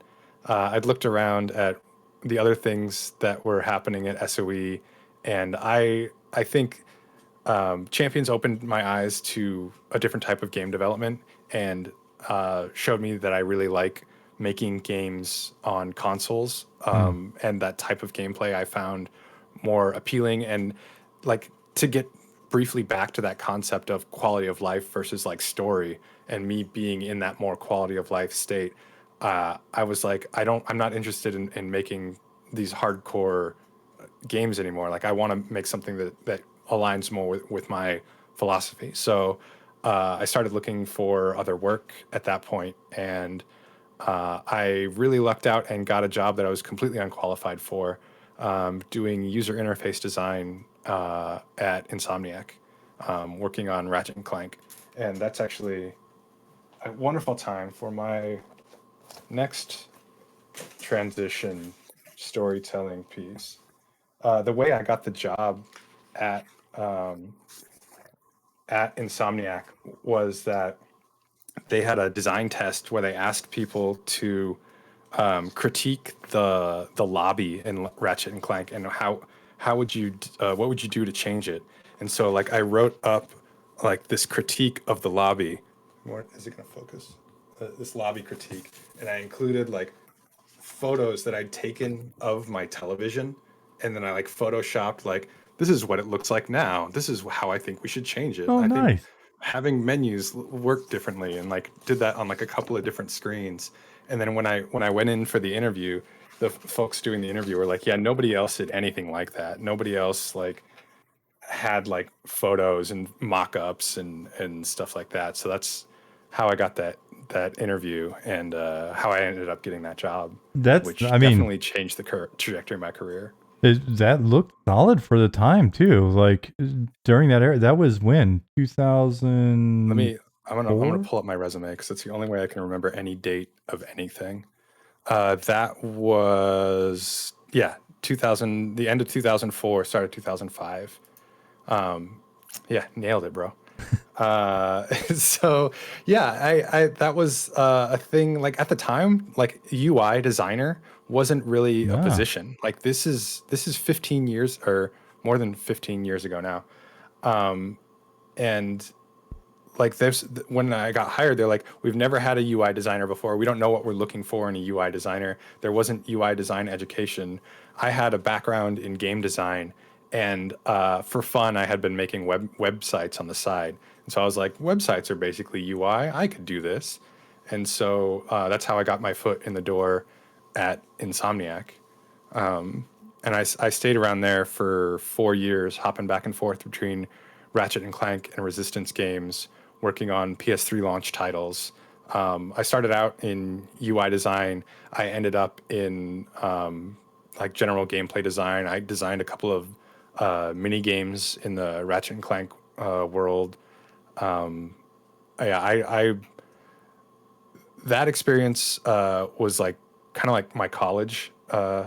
Like I was, as much as I crunched at SOE, I never crunched as hard and still haven't to this day as I did at Insomniac. We were pumping out a full AAA game every year like clockwork. And the way that we did that was the bulk of the studio would just hop from production to production to production. And we were almost eternally in crunch. It was draining, but it was amazing for my resume, and I made really good friends there. I really really loved my time at Insomniac. Are there more questions? I could keep ranting. the so the ability to transition into UI design. When you were working on the previous project, did you work on any systems or anything where you had to basically think about the UI as well when you were doing it, or? It was kind of an after. No, it wasn't an afterthought, but like this, the UI systems had pretty much already been decided on things that I'd worked on. Mm, So like I wasn't really leading the charge on that. Like I think in some cases it was like, oh, we need like a way to access this thing that's a new thing, and I would, duct tape and chicken wire and make it happen. But like UI wasn't really a focus of mine. Somebody else had handled that on previous projects. So when I say I was underqualified for that position, I really was, and I really lucked out in that I think that the way that I handled that test was pretty much what got me the job. The fact that I'm like, I'm capable of doing this. Here, let me prove it. That was that was what got me that job for sure. Not any experience that I had had beforehand. well, I mean, when you go go for that approach and you actually, like you showed, you put in the effort and you take a solid crack at it, there's nothing Yeah, wrong with that. I mean, I've gone into an interview for a completely different position before. I went in for a yeah, design position one time, and I heard they might be hiring a producer later in the year, and I just yeah. asked if they would interview me for that instead. And it was just like that was kind of like, I don't know if this shit's gonna work, and it's probably gonna blow the other one too. But man, Yeah. it worked out, right? Like, so I encourage people to do stuff like that. It's like, Fake it till you make it. I'm absolutely. a big believer, man. Like If you're a if you've worker, got the chops to, yeah, if you've got the chops to back it up, like yeah, fake it till you make it to me means like put in the work and figure it out. It mm, doesn't mean like BS your way through it. yeah. Like I think if you don't have the qualifications, but you can take a stab at it, do it. Go for it. Like what's the other phrase? Like ask for forgiveness, not for permission. Yeah. Like also good altruism. Alutra asked if I had a if I could make a game that doesn't exist and you had complete control, what would this game be like? Oh man, have I got a story for you. How's our time?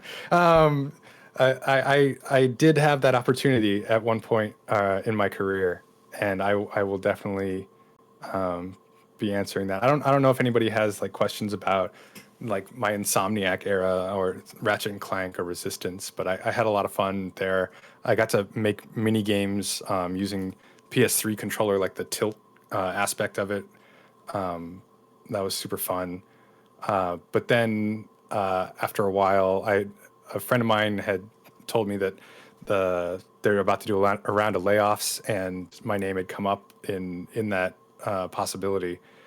So I started looking for work, and some of the guys that I worked with at Insomniac had since moved down to Blizzard, and they were working on World of Warcraft. And I reached out to them. I'm like, "Hey, man, you guys know any positions open there?"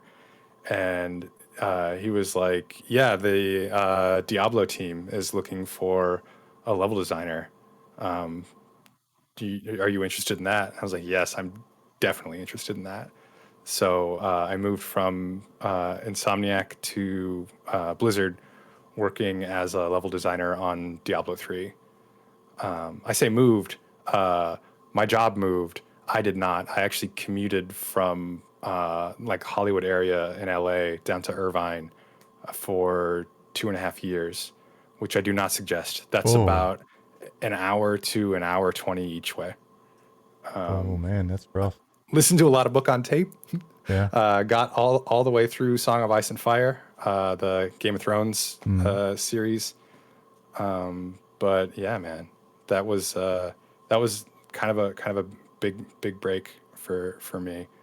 I feel like I've been I've had I've been very lucky to have the opportunities that I've had, starting with, you know, SOE being rollerblading distance from the house I was living in, and then, you know, having friends that were like, "Yeah, come down to Blizzard," just like the company you've, you know, loved their games since you were aware of games. Yeah, I mean, I was So about to say during your interview, you could be like, "I'm very familiar with Diablo 2." yeah. No, I mean, I think my work on Champions is what, you know, was what made me a shoe in for that position Yeah. on Diablo. Like, I'm like I've worked on a Diablo clone. Like I'm familiar with a lot of the systems. In fact, all of the systems that will be going on in this game.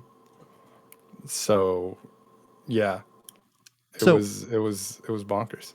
how are you doing on time? I know you've got a meeting coming up, and you've still got some. You make it back to EQ land I at some do, point. yeah. So my meeting is in an hour and 20, and I need to break and have some food. So Yeah. let's give this another hour. Cool. Yeah, so I was at Blizzard for a while, and then, like happens in the game industry, layoffs happened. I was at Blizzard for about 3 years, a little bit more, and right before the launch of Diablo 3, there was a round of layoffs. They like laid off like 300 people globally throughout the entire company or something, and I got caught up in that. And when that happened, Jeff Butler reached out to me and was like, "Hey, man, we are doing some super crazy stuff with the EQ world. We've got these artists that I think you'll really like. We're doing some really different approach. I think you should come down here and take a meeting with me, and we'll talk about it."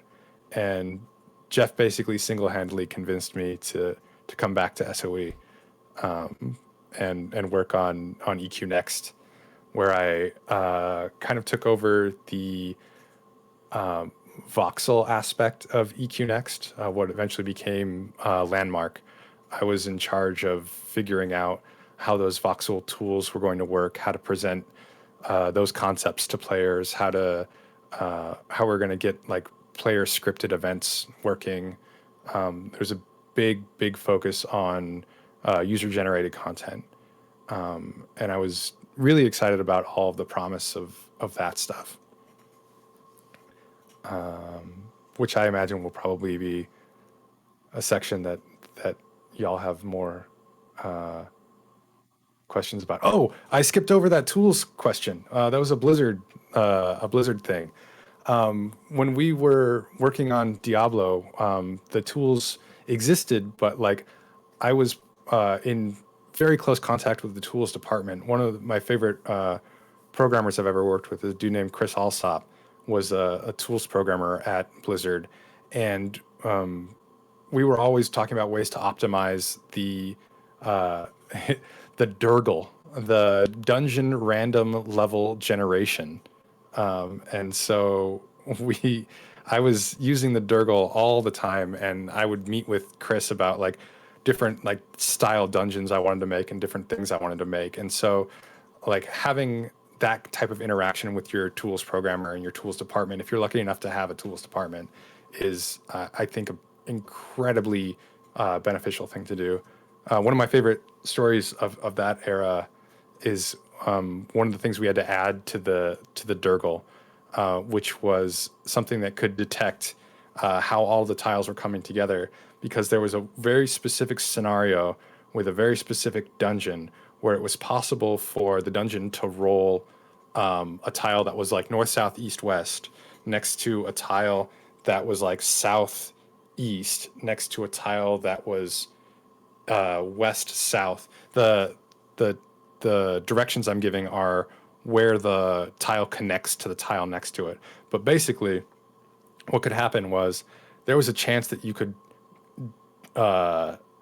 dynamically generate a swastika. Like there was just like a chance that like you would get this T thing next to this corner, next to this other corner, and if you sat in the middle of the T and you looked at the mini map, it was undeniably, most definitely a swastika shape. And so we wrote a swastika detection algorithm to make sure that that would never happen, to prevent people from being able to take screenshots where the swastika would show up in the mini map. And that is all thanks to the tools department. And so good tools departments can save you in all kinds of unexpected ways. Yeah. So that's my tool story. But yes, after Blizzard, I went back to EQ Next. Were there EQ Next questions that There I've there are missed? bound to be EQ next questions, but I haven't seen a ton in chat unless I missed them as well. Nicodemus, EQ Next, was the game just too hard to implement, or was it scope creep which caused its fall? I think a little bit of both. Definitely the the biggest problem with things that were hard to implement was pathing. Like because you're in a world that is fully destructible at any point in time, the ground underneath monsters could just disappear. Like how do you handle that? Like what happens if a monster's running its way over to you and either the ground it was planning on running on is no longer there, or the ground underneath it is no longer there? Like how do you deal with that situation? And that was never really solved. Like the only thing that ended up happening was we ended up just having more flying mobs who like they would fly from point to point, so they didn't have to path along the ground. But like the AI never got working to the level that we wanted it to, because all of the AI creatures just couldn't move around, because they couldn't you know find how to get from point A to point B. And that was, in my opinion, one of the biggest missteps, was not solving pathing before anything else. But there was also scope issues. Like I'm sure folks here have seen like the EQ Next announcement video, where it's like all of the systems that we had talked about implementing, from like the living world where like creatures would on their own like form up in bands and like rob people on highways because they see that there's people running from Oasis to Freeport, and this highway is a great place to set up an ambush. Like that's like one of like, I want to say 10 crazy complicated systems that they're all interconnected, because you can't have any of that without AI. You can't have AI without pathing. And I feel like pathing was like this big thing at the bottom of it that became an issue. But yeah, we didn't make the progress that we had hoped to make on that game for both of those reasons, for both the difficulty to implement and the scope control. When you look at those concepts though, were they essentially ideas that had been put out and like, hey, we want to do this, and now we've announced that we're going to do this, and now we've got to figure out how the hell to do it? Or was it we've got some, we're fairly certain we can do this, and this is how it's going to work, but we're running into some challenges? More the latter. I think we also had worked with a couple of external vendors on that project, and I don't know exactly where things fell apart, but we were definitely in a scenario where uh, people were telling us that things could things wouldn't be a problem, and then they ended up being a problem. You know, like this, yeah, we can do that, no problem. It'll take us 2 months, and then 2 months in, it's like, oh, well, we ran into problems A, B, C, D, E, which were legitimate problems. You know, I don't think anybody was like not doing what they could. I think everybody was trying to solve them. I just think there were more problems than were realized when the work was promised.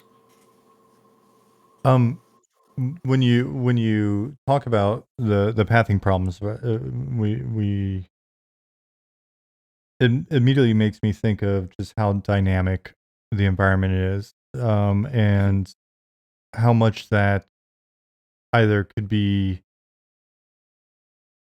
Let me restructure this. How much of an impact on just the very sort of second to second core loops in philosophy about what it even meant to kill a NPC did all of the rest of it have? Or was it this idea of essentially it plays a lot like these other things, it's just it's a more dynamic world? Yeah. I there was such a focus on the destructibility that I think it blinded us to just making the world less destructible. I think that would have nipped a lot of problems in the bud. Just saying like, hey, guess what? Not everybody can destroy the ground at any time for any reason. Like when you cast like fireball, a meteor doesn't come down and make a giant hole in the earth. I think like making that change would have saved a lot of work. And I think we were not quick enough to pivot with similar issues. Like I think that if we would have looked at problems more holistically, it would have solved a lot of the roadblocks that we ran into, as opposed to like laser focusing on a specific problem and just, you know, doing everything we could to get that one specific problem to work exactly how we imagined it from the start. I think that shift in philosophy could have saved us. I don't know. I feel like that would have ended up having us deliver on something different than what we promised. And I think the fear of that was what kept us so focused. Like I think we showed off stuff a little bit too early, and now we're like we've set this bar. We've shown people what how things are gonna work. Now we need to make them work exactly like that. I think we could have handled both of those things in a little bit different way. Yeah, it's a it's interesting with something that ambitious, the framing problem, right? Because it's showing something, highlighting a feature, like you said, without clearly conveying um, how that fits in holistically and sort of where you guys are at, right? It's like showing off a badass environment and then showing destruction in that environment and showing how sample out of context combat in that environment, like, oh yeah, the fireball does blow this stuff up and blah blah blah, and that being a demo piece, and not having an extremely good handle on all of the implications there, and knowing that it's happening in a framework that actually works and shit. To me, that's so scary, but it's so um it in my opinion, it happens a lot, right? Like I've seen that with the E3 demos over the years and things like that, where it's Yeah. just like, ooh, Yeah, that demo that we did at the reveal, I'm like, Have you had other people talk about that demo? I know you've had some EQ Next folks on here. Yeah, but very tangentially, and please don't let that stop you from you telling us your version of that story. um, it gave the impression that you were seeing the viewpoint of a player fighting NPCs, and that isn't exactly what was happening. Like, what you saw was characters fighting each other for sure, but they were not. They were all driven by humans. Like, there was not AI going on. It was very much like a behind the curtain type situation. It's a GM event. Yeah, it's a GM event. So we showed that, and we gave the impression that that is how the game works. Um, that was what's the that was our goal, was to get there, but we didn't at the time have the ability to pull that off. Yeah, it was a this is an illustration of our intent, which Yeah, I mean, in a scenario where that's clearly articulated. Hey, right. this is showcasing what we would. This is a concept, basically. Yeah, I mean, in some cases, like, this is how the world does work. Like, all of the spells that we were doing, all of the things that were happening, all of those systems existed. It was really the main missing thing was the AI and the pathing. Yeah. Like, there was the smoke and mirrors was that they were player controlled, or they were human controlled characters. Everything else was really happening. You know. It's interesting. So the last comment in chat, radioactive tofu monster. It's funny. I see that comment. They did have a short time where you could play as a Oh yeah, monster. I'm like, just pivot to that. Just Project M. yeah. But was it in EQ Next as well, or just is that the EQ reference? I assume that's an EQ reference. I actually ended up leaving the EQ Next team before, like, EQ Next itself happened. Like, I was there when EQ Next Landmark was released, and that was really uh, at the time that I was there, it was entirely focused on the user generated content and building. Like, there were no NPCs, there was no combat in the game while I was there. Yeah, it's funny. That's what I was thinking though. I was like, perfect. If you can't get pathing to work, just pivot and be like, Yeah, all right, so it's all player generated. You yeah. guys, you can be PvP orcs game. and goblins and all sorts of fun shit. And like, yeah, you know what? Sell them, sell them. All right, you want to play an Yeah. orc? All right, give me $5, kid. You know? The only thing you got to worry about there is, like, for every player you need, like, a couple thousand orcs over the lifetime of that. So like, Yeah, I the, mean, the as you're the describing thing, that game though, it is crazy just to think about all the implications of making an MMO, right? Because going all the way back to the first thing that sort of triggered my question earlier, um, looking at the philosophy of just like um, having that dynamic of an environment, and then thinking about the fact that all right, so it's an MMO, so you've got to maintain a sense of balance. Like if it's single player, great, you can go in and bust the shit out of it, I guess. But like just looking at how do exploits work, and ultimately what are the implications on the economy, right? Like all of these different pieces yeah, you've got to juggle, plus all of that craziness. yeah, yeah. No, there's a ton, and this actually kind of gets into a question I just saw. I'm gonna go with Zoidberg asked. It seemed like Landmark was supposed to be a Minecraft competitor. Was it meant to be its own separate game, or did it just happen to be that way to fund EQ Next? From my perspective, again, like, I'm a person on the team, not the person making big decisions.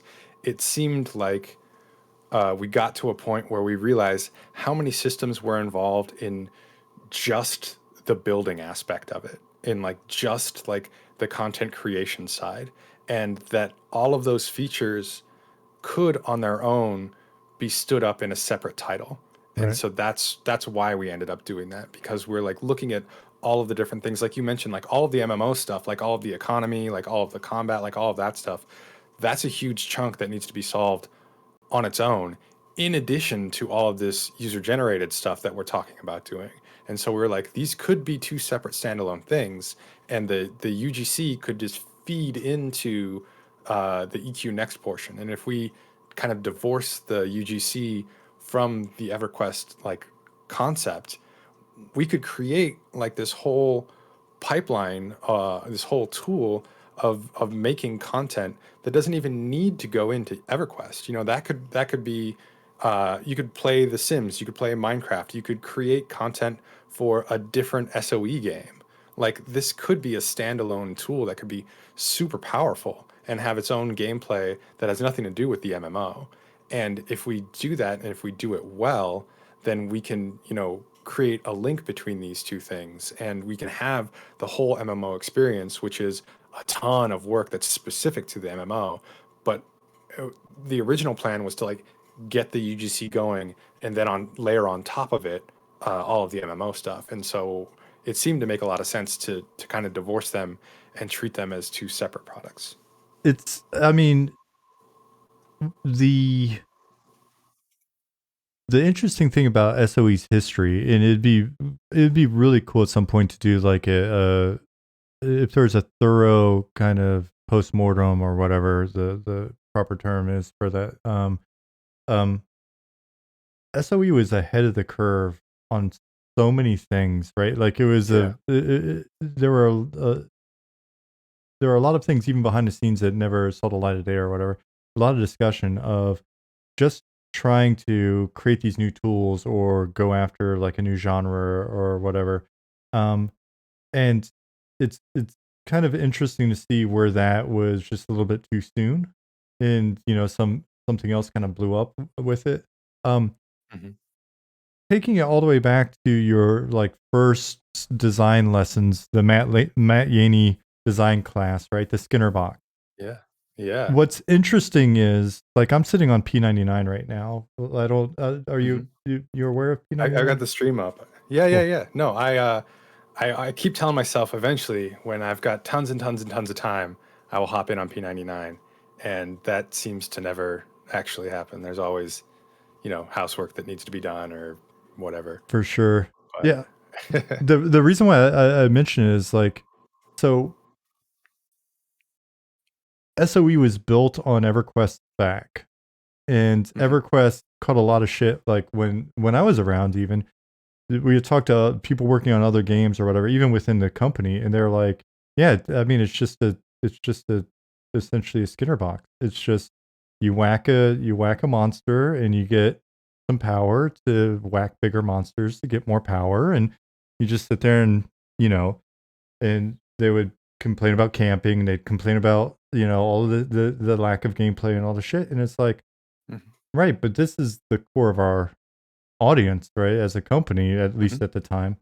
And it's interesting for all of the super progressive things that were attempted, that there really wasn't an attempt to kind of go back and go, well, what about that audience, right? Like, is there something to that simple, you know, um, uh, monster shaped Skinner box like thing Yeah. that we've got there, and just And that's basically the same concept that's keeping the mobile game market afloat right now. Like it's gotcha loot boxes, right? It's like, you know, I I pull the lever, I get a thing, I open it up. It's either the thing I want or not something I want, and then I pull the lever again, and you know, add infinitum. Yeah, it's crazy to me how ahead of the curve they were on a lot of things, and how like the execution didn't always match the intent, because like Free Realms, like a free to play MMO was talked about so long in advance before it actually came out. And the core concept was there, but every time I would ask somebody like, so how does this game make money? How does it work? Everybody's like, I don't know, man. It's free. We get a lot of people playing it for free, and then magic, and then money. That's yeah. that's that's how it works. But there was that. There was PlanetSide, which was an MMO FPS. There was Sovereign, which was the MMO RTS, and all kinds of different things that I think SOE trailblazed on. And in some cases, they led the way, and in some cases, people are like, "Oh, that's a path we shouldn't go down." Yeah. Yeah, I mean, I think I'm super biased on this one naturally. Yeah, just because it's something we've talked about a lot over the last year and a half. Um, Hmm. but a lot of people come in and they go, why didn't SOE just make EverQuest again? Right? Because EverQuest 2 Yeah, wasn't EQ. right. Nothing. SOE never made EQ again in any of its Yeah. games, basically. Um, My gut says they were afraid of messing with the one thing that was working. Like EQ kept the lights on for a lot of years, and to try and steal from that audience seems like a scary thing to do. But I think it would have been the right thing to do. I think building on top of EverQuest. I mean, in my opinion, EQ2 should have been designed to appeal to a more broad audience than EQ. Like in my opinion, EQ2 could have been WoW. Like it could have reached the numbers that WoW reached if the philosophy was appeal to more people. But that's not the philosophy that EQ2 had. Um, and I mean, if that's not the game you want to make, that's not the game you want to make. But yeah, I don't know why they didn't go back to making EverQuest better Quest. Better Yeah, Quest, nice one. yeah, I man. wonder if that's taken. Um, yeah. So I know we've dropped the topic, but I saw the question. I didn't want to lose it. Nick had asked when you guys were doing when you're working on landmark and stuff and running into pathing, was there any thought of doing just sort of like the simple Minecraft NPCs? Yeah, we did. I think the issue was our voxel resolution was much higher than Minecraft's, and our creatures we had intended to have a much higher fidelity, and so the like Minecraft does a lot of things that work in Minecraft because it's so blocky. Like the Mm, characters don't need to have like foot locking as they move from block to block. They like their art style affords them like more erratic movement, and that just wouldn't work with the game that we were trying to make. Like if you saw like a super high res creature like pop from one place to another or like clip as they go through stuff, like it would kind of break that immersion. And that's one of the reasons I think Minecraft does really well is because they lean into this big blocky concept with everything. With there's no reason for the characters themselves to be blocks. The only reason is so they like fit into the voxel world. And I think one of the one of the points of friction that I had working on Landmark was like I wanted to kind of remind like the way our voxel technology worked is that it was at its core voxels. They weren't like pixel perfect voxels, but they were essentially Minecraft voxels that in between each block they had like a smoothing algorithm run on them. So the resolution that you could edit was much chunkier than the resolution that you saw.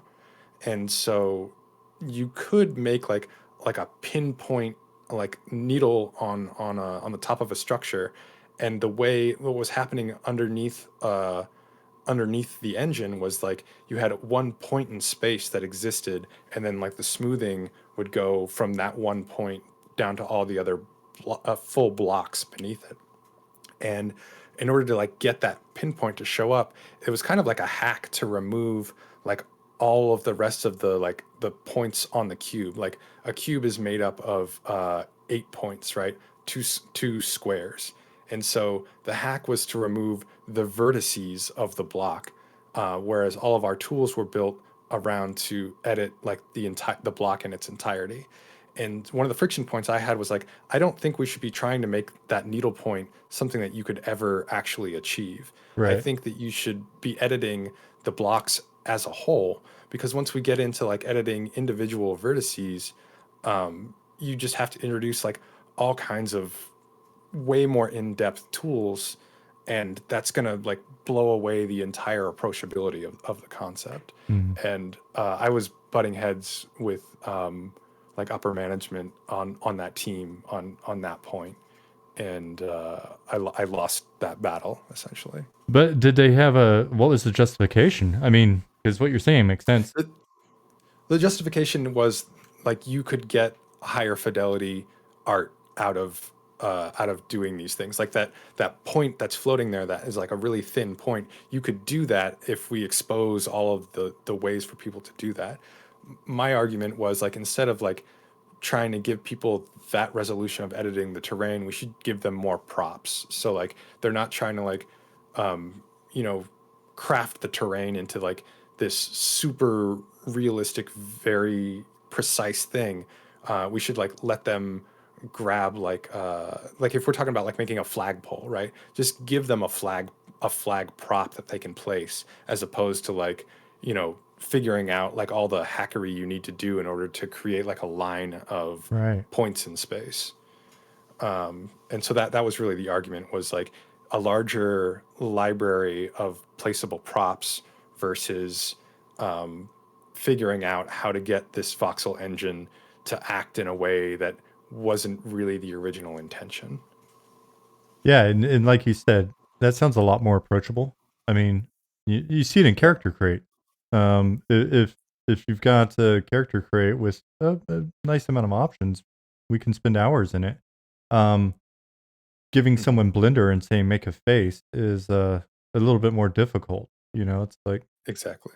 um, and did you guys have any statistics on, or did you have like, do you have a rough feel for, because this is always the question I have with like user generated content is how many people are actually content generators, let alone worth a shit at it, because it's not as easy as it looks, and then how many people are just kind of enjoying other people's creations You mean on the development team or in like the player base? in the player base.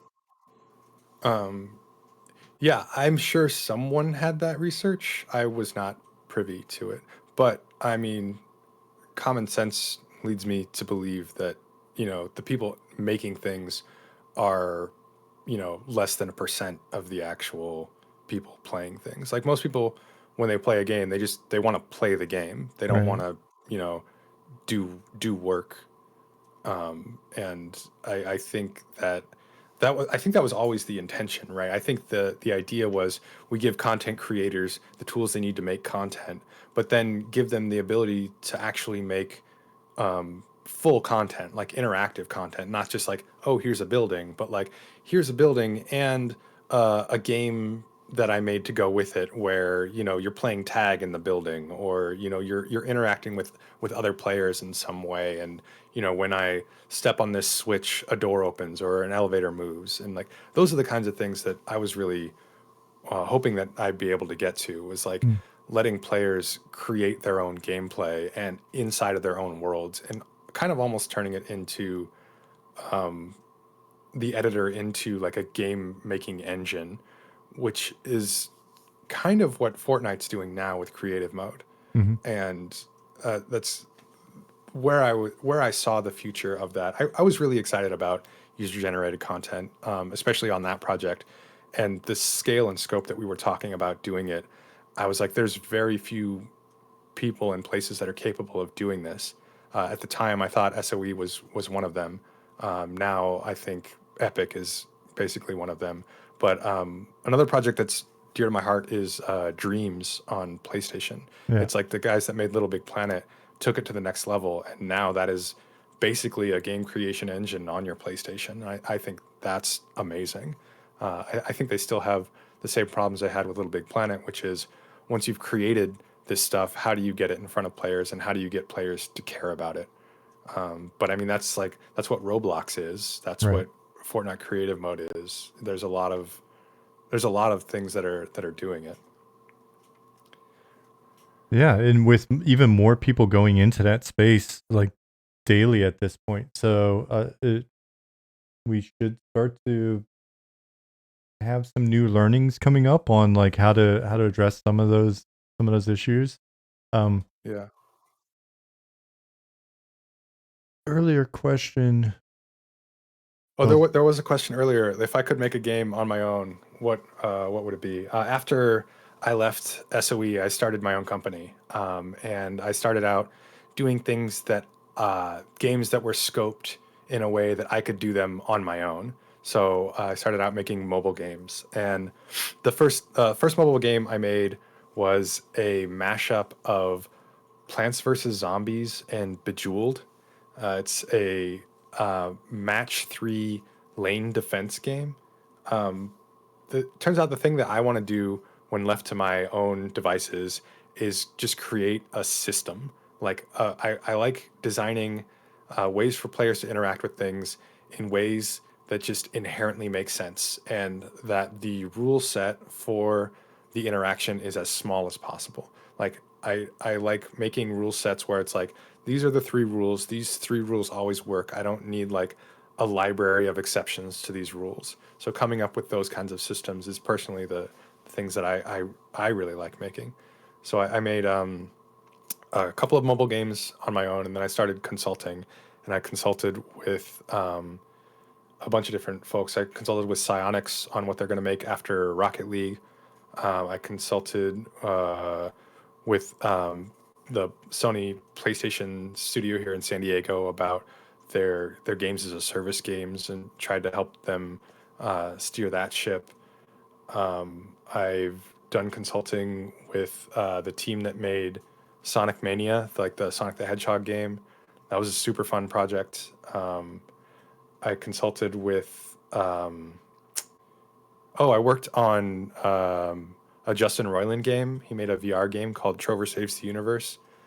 That was probably one of the most fun game development experiences I've had because it was the exact opposite of every game developing thing I've ever done before.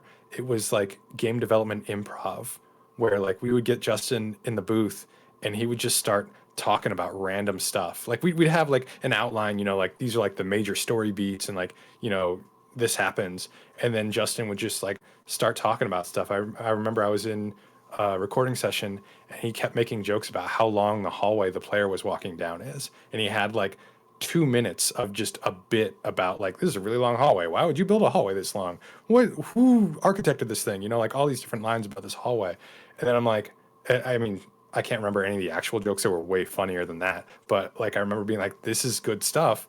I guess we got to go back to that level and add in a super long hallway where like you would never do that in like normal game development. Like VO is almost like the last step in doing everything.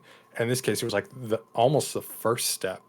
And it was super fun because he's a super funny guy, and we'd have like all of these hours and hours of material, and then we just start going through all of the VO recording and being like, all right, we can do that.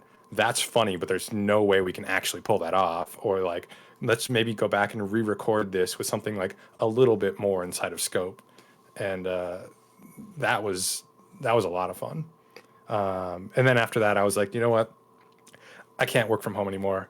It's driving me crazy. I need to get an office job again. And so I got this job with Warner Brothers in December of 2019. And I had 3 months working in an office. And that was the end of that. Oh, it's the opposite of my experience. I was just like, I can't be in an office. I was going into the end of 2019. I was just like, I love most of these people here. It's a cool thing still, but I don't want to be in an office anymore. I just need a break. And so Yeah. negotiated severance for like Q1 of the 2020. And so it was in motion. It's Oh, just like, man. oh shit. I could have just worked from home, but it's worked out. Yeah. It's so the games that you made you were mentioning earlier, was that with Shovelware? Was that your company, Shovelware? So yeah, Shovelware was my company. I released one mobile game as Shovelware, and then I pivoted Shovelware to be a consulting company. Hmm. So I haven't really released anything else as Shovelware. I just like when I got paid for my consulting gigs, the check went to Shovelware.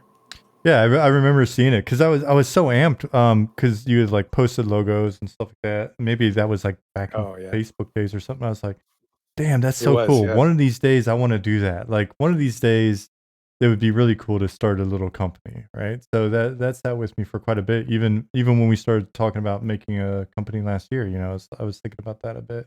Um, the consulting thing's extremely cool too because you get those opportunities to meet see yeah, a lot of varied stuff, but meet some pretty cool people as well. Um, let's see before you have to go. I feel like I feel like there's some more EQ next landmark stuff that yeah. we'd want to ask. I'm just trying to think of where we left off on that, and like what did we miss that might have been. Um, I have so many. I have like I have so many questions that Let's I've see it. asked already that I'm curious. Am I just stringing this along, or is there some actual shit to talk about there? Damn it. Um, did you see something in I'm chat? scrolling up. Yeah, there's Tlock 14 asked whether issues with map size on the server was that a major issue. On clients, the voxels can LOD down for generated meshes, but pathing, for instance, can't LOD down on the server. Was server memory performance a big issue? I would love to give you an in-depth answer about that, but that's well beyond my technical knowledge. I'm sure that everything that you're saying is absolutely an issue. I can't state with certainty that that was the major issue or if that was the roadblock that folks ran into. But I definitely understand that those are factors for sure. How much time did you guys spend talking about the player instead of the world? It's like everything that comes up is about the world, whether it be the creation of content or the destructibility or the issues. Like, but the actual the player experience of progression and investment and stuff like that. Yeah. That was kind of outside of my scope because that was more the guys that were focused specifically on EQ Next, where I kind of became focused specifically on landmark. I did propose some landmark specific systems. I still like this concept, yeah, I got time to talk about it. I really like the idea of so remember the TV show Lost, where there was like that there was like a what do you call it? There was a hatch in Lost that they were like trying to break into for a whole season. They like found this hole in the ground and couldn't figure out how to open it. Yeah, but no spoilers. Um, I'm not that far along. okay. No, I'm just So, no, I'm like, yeah, sure. I can actually tell the story without too many spoilers. But like the idea that like you found something in the world that like you did not have the ability to open up. And like when they finally broke in there, there wasn't like characters or people waiting for them. It was just like a lore dump essentially. hmm. It was just like here's maps of the island, here's stories or journals or like, you Mm. get an impression of what this world was all about. Like I wanted to do something like that in Landmark where Oh, like that'd be cool. you had like the a surface that you couldn't destroy until you'd like leveled up till you've got like the diamond pickaxe essentially, and then you break into there, and in there you find technology that helps you break into like something that's an even higher level, and in there you find story that tells you more about like the land that you're in and how to get to the next thing and like some kind of puzzle or some kind of reveal, and like all of that, like you didn't need characters to tell that story that way. You didn't need pathing. Like Mm. you could have done that in this like in this way where the player is still doing the exact same things they're doing in Landmark, which is destroying the terrain and exploring and building stuff. Oh yeah, no, that's such a fun idea. It's funny though, like because the contents of it. are so fun. But then I immediately went to this vision of like a decimated landscape where there's just like 20 of these hatches sitting there, Yeah. and everybody's just sitting around trying to figure out how to open the damn things. One of the big things in EQ Next was that the world regenerated, and it would do so on like a relatively short timer to avoid that, you know. So it would be more like, you know, where the hatch is, you can, you know, you can get to the hatch itself fairly quickly, so you don't need to, you know, dive super deep in order to find it. But yeah, no, that problem was one of the first problems that were like the only way to solve it is to regenerate things. But then that started bringing up other questions like, what if there's something in the way where something is supposed to be? Like, what gets the priority for owning that place? And we had a whole systems that got into that. I don't remember Was there a lore exactly. justification for regeneration? If there was, I feel like Ryan could probably tell you. Okay. Ryan, make a note if you're still around. You probably had to go back to work. Yeah, probably. We've been here for a bit. Yeah. Um, no, man, like, Uh, there is a question in chat that I think I know the answer to. Oh yeah, somebody else answered it. What's behind the sealed door in EQOA's Nariac? And that is exactly that. That was what I was told. That was the way to get into the underfoot, which was planned to be the next expansion of EQOA. Which Ryan Barker. Ryan Barker was the lore guy on EQ Next. yep. And he is in here and in Discord on occasion. So, and maybe Jake, if you're around or willing or whatever, keep an eye on Mm-hmm. Discord. You hop in our Discord, and people may think of questions that they didn't think of today. Sure. Yeah, yeah. I'll pop in every once in a while just to make sure you're spelling my last name correctly. Yeah, it's pretty challenging. It's, I know, 5 letters. They're rough ones. Yeah, 5. Though I did make it kind of Um, cooler. Jake Zones is pretty that's pretty pretty dope. good. Yeah. I also had confusion with Jason Stone. Like, people would often read my last name and think it's Stone or Stones, and so I had people ask me if Jason Stone was my brother, and I'm like, how does that work? You know. Oh, Cool, man. dude. Yeah, if there's any other questions, I'm down to answer them. But oh, someone asked what it's like work what it's like working with ForgeLight. I've never used ForgeLight. I do not know. But yeah, probably winding down is where we're at. Yeah. It definitely feels like it. It's funny. There was so much. I'm gonna have to go back and just sort of rewatch this one just to to trigger some more memories of like those early days. There are a few of those guys that I would love to do a panel discussion at some point and have because we've done like one or two, and they're Mhm. really fun because then you can kind of riff off each other and remember some stuff. Um, Yeah. and you've got a nice mix of people that it would be cool to see if there different combos to bring in, and maybe even some folks I haven't had in yet. But I'll follow up with you after, not today. I'm gonna go to bed, but after this and see about it. Yeah. The thing that you're doing now, is that with Ben or Oh yeah, Ben Bell was the producer on EQOA, my very yeah, first design gig, and he is also at Warner Brothers. He's like a big important guy right now, he so I is. don't see him. Yeah, I think he has like a VP title. Mm-hmm. I'm not entirely sure. Yeah, but he's way up there in production. I've been on calls with him, but I don't talk to him like on the regular Okay. much. Yeah, I wasn't sure if that was one of those things where it's something he had set up or what, but I remember you'd mentioned his name before, and he's somebody that last year when I first kicked these off, I had seen him in Germany a couple years, 3 4 years prior. Just ran into him, At and Leipzig or Gamescom. he was passing through Hamburg, and it's just Oh, like, okay. and so wound up talking to him there, and so I hit him up early on, and he was like, "Yeah, come on." But I also know that that year was pretty busy for his company, There's some Sure. stuff going Yeah. on, and so then I haven't followed up with him. So I'd love to get him on and get like the producer's perspective as well. And Yeah. it'd be kind of fun to have the both of you on, and I would love to get some of the old EQOA people on as well. Hmm. Um,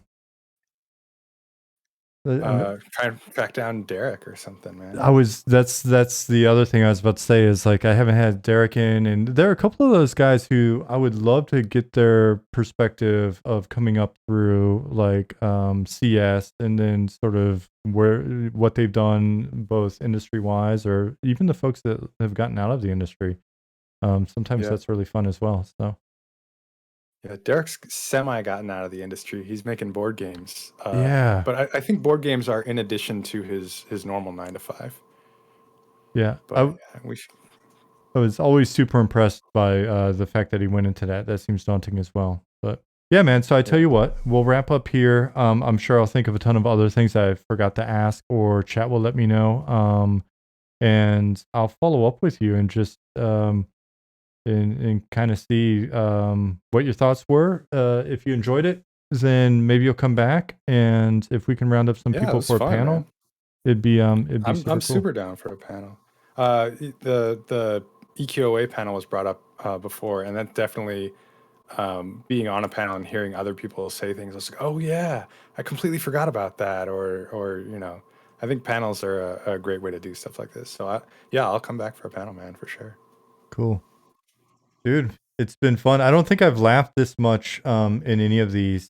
So I need to go back and remember exactly why I was laughing. But I really appreciate you taking the time, and it's been super cool to see you.